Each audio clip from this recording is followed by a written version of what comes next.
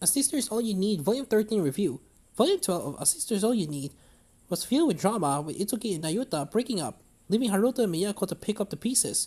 Then the two lovebirds are back together, and with the conclusion of the Wall series looming with Volume 14, author Yumi Hirosaka begins wrapping up everyone else's storylines here in Volume 13.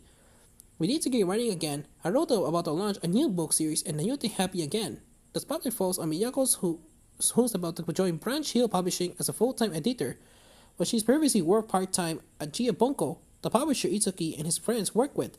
This is the first time she stepped out into the working world without that support network. She should run into a problem. For her first 2 weeks, Miyako works under senior editor Ayane Mitahora, who promises to mentor her and lending a helping hand whenever needed. She's delighted that although Miyako has just finished college, she has a good grasp of the fundamentals of the job.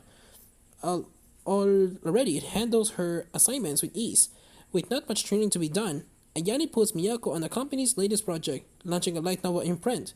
Up until now, Branch Hill Publishing has stayed away from the light novel market, so the first job is to find writers who'll be happy to work with them. Miyako spends her time on web novel sites, looking for series that are popular and will be dealt well if professionally published.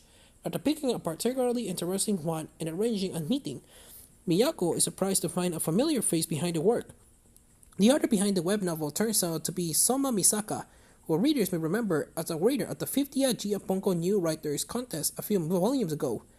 More recently, we saw him get banned from Gia Bunko after arguing with his editor and making some unreasonable demands, and even Miyako witnessed. However, Soma is in luck since Miyako doesn't agree with everything that happened at Gia Bunko, and she's happy to give the rookie a second chance. Most importantly, Ayane also gives her permission for Miyako to act as Soma's editor, although she does have concerns about what happened at Gia Bunko.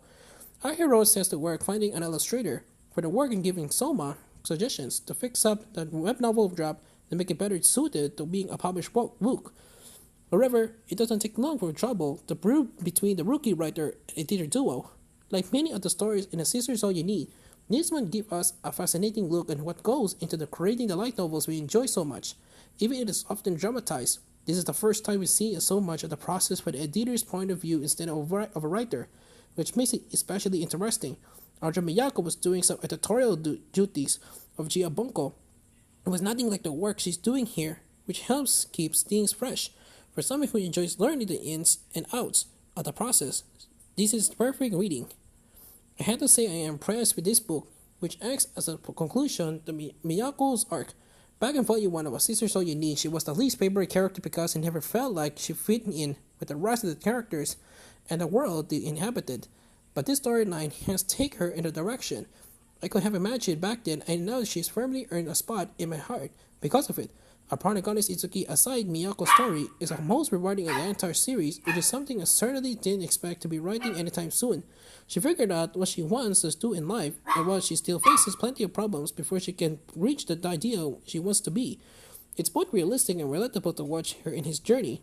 A Sister's All You Need Volume 13 comes to the West, thanks to Yen Press, and continues to be translated by Kevin Gifford. The translation reads well with no issues. No problems to note, including at the back of the volume is a short story from a limited edition version of Volume 13 in Japan, which is a very silly tale involving zombies. Yes, you read it right. The author recommends reading this a while after the main story to avoid ruining any of the good vibes you have.